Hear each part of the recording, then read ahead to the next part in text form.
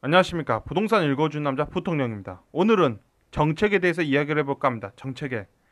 우리가 항상 서울 아파트의 부동산 가격, 지방 아파트의 부동산 가격, 우리가 이런 걸 얘기할 때, 이런 분들이 많아요. 무슨 엑셀 파일 하나 놔두고서 0.01% 올랐습니다. 아, 여기가 지난 6개월 동안 안 올랐는데 여기가 0.02% 올랐습니다. 이런 얘기 하시는 분들이 많은데 참 답답하고 불쌍한 거죠. 굳이 그렇게 0.01% 찾고 이런 거 찾을 필요가 있냐라는 거예요.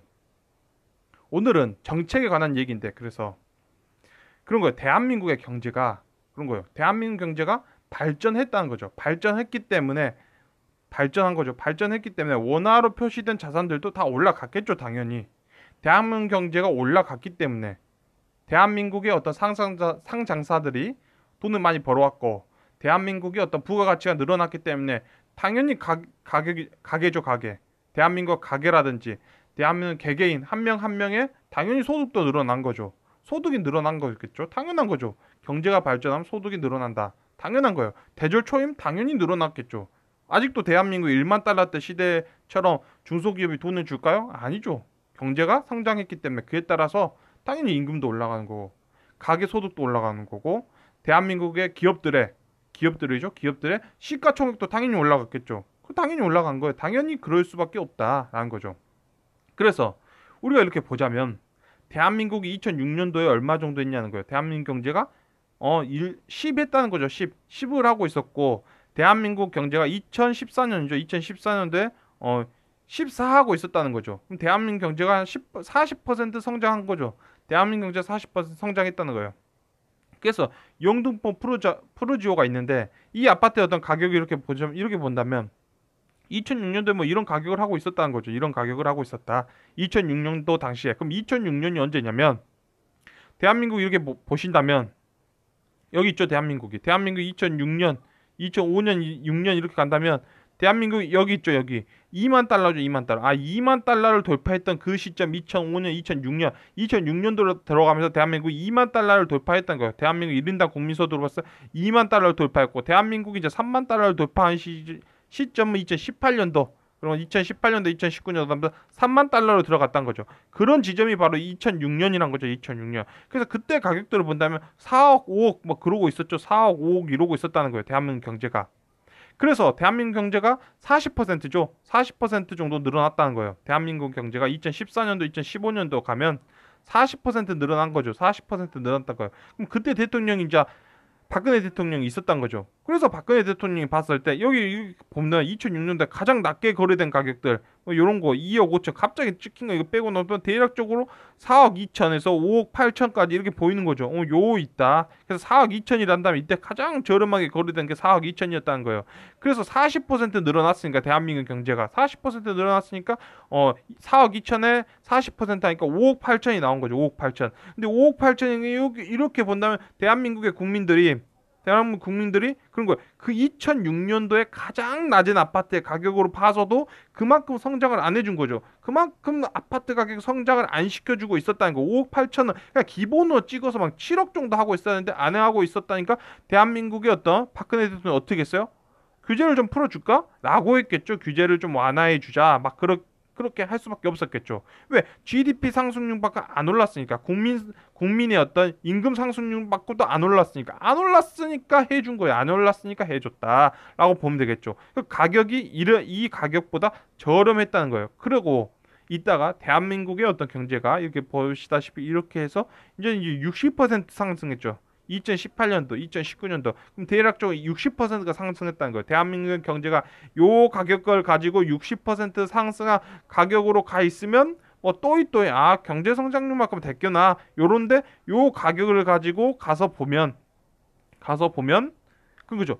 문재인 대통령 때 가서 가장 비싼 가격이죠. 이 당시 때 우리 가장 비싼 거 5억 8천 이러고 있었죠. 요 가격 그 당시 2006년도에서 가장 비쌌던 거예요. 대한민국이 2만 달러로 들어갔던 그 시기에 가장 비쌌던 그 가격으로 해서 60% 성장한다면 9억 2,800이라는데 9억 2,800이죠. 그러면 요 가격을 본다면 요 가격을 본다면 9억 2,800을 넘긴 거죠. 넘긴 거다. 그러면 대한민국 3만 달러로 들어간 거죠. 3만 달러 들어갔을 때 그 가격, 우리 대한민국이 60% 성장했을 때 요 금액과 가장 비싼 금액을 봐서 야 이거는 너무 많이 올라간 거죠. 너무 많이 올라갔다. 대한민국 경제보다 너무 많이 올라갔다. 그러면 당연히 규제죠. 규제를 해야죠. 규제 완화해서 이제 규제를 풀어야 돼. 규제를 강하게 할 수밖에 없는 거죠. 왜? 많이 올라갔어요. 대한민국의 경제보다 많이 올라갔기 때문에 대한민국 경제가 흔들리면 위험해지는 거죠. 흔들리면 위험해지는 거예요. 흔들리면 위험해질 수밖에 없죠. 그러면 박근혜 대통령이 이게 흔들린다 하더라도 이게 흔들려봤자 대한민국 경제가 아무리 안 좋고 흔들려봤자 5억 8천이죠. 5억 8천보다 밑에 있으니까 이건 버텨낼 수 있다는 거죠. 버텨낼 수 있기 때문에 규제를 푸는 거죠. 규제를 푼다. 한 채 가지고 두 채 더 가져라. 이럴 수도 있는 거죠. 근데 여기서는 이거 위험해지면 버틸 수 없다. 버티기 어렵다. 대한민국 경제 흔들릴 때마다 영향을 받는다. 그러면 한 채, 두 채 가질 거 한 채만 가지라는 거죠. 한 채만 가져라. 라는 거예요. 어쩔 수 없는 거예요. 규제가 들어갈 수밖에 없다는 거예요. 이 금액은 규제가 들어갈 수밖에 없다. 라는 거예요. 그래서 항상 대한민국이 이렇게 성장하고 있다는 걸 알아야 돼요. 성장한 거 안다. 그러면 이게 무엇이냐면 정책이죠. 만날 사람들이 문재인 대통령 정책 때문에 가격이 올랐어. 박근혜 대통령 정책 때문에 뭐 그 가격이 올랐어. 아 이명박 대통령의 정책 때문에 가격이 안정됐어. 라는 게 아니라 정책이라는 거는 가격을 만드는 거죠. 정책이 가격을 만들고 있는 게 아니라 가격이 정책을 만드는 거죠. 가격이 정책을 만드는 거예요.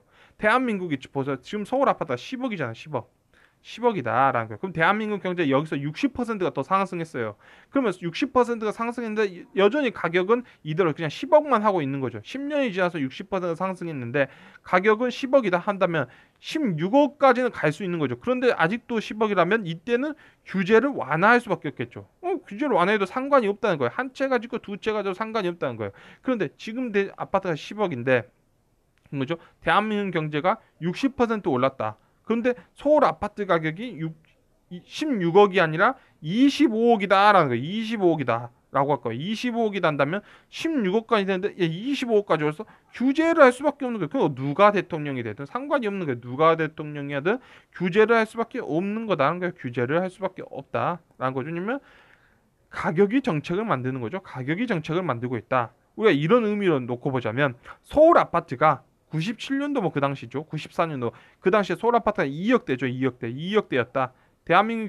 대한민국이 이때 서울 아파트 가격이 2억이었다고 한다면 대한민국 경제가 요만큼 성장한 거죠. 그런데 서울 아파트 가격은 여전히 여기 있다는 거예요. 서울 아파트가 지금 여기 있는 거예요. 아직도 2억인 거예요. 서울 아파트 역세권 아파트에 전용 면적 25평, 공용 면적 44평이 2억이라는 거예요. 2억이다. 지금 20년째 아파트 가격이 동결된 상태고 경제는 이만큼 올라갔다. 그럼 요만큼이 있죠. 요만큼이 벌어져 있으니까 무엇이냐면 전염병을 호들갑 떨지 않는다는 거예요. 우리가 어떤 경제적 문제가 생겼다는 건 무엇이냐면 GDP죠. 한마디로 경제 성장률만큼 더 올라가 봐요. 그 나라의 어떤 자산 가치가 경제 성장률보다 더 올라갔기 때문에 위험하다는 거예요. 위험하다. 그러니까 호들갑을 떨고 있는 거예요. 호들갑을. 왜? 언제든지 무너질 수 있는 모래성 위에 쌓아놨기 때문인 거죠.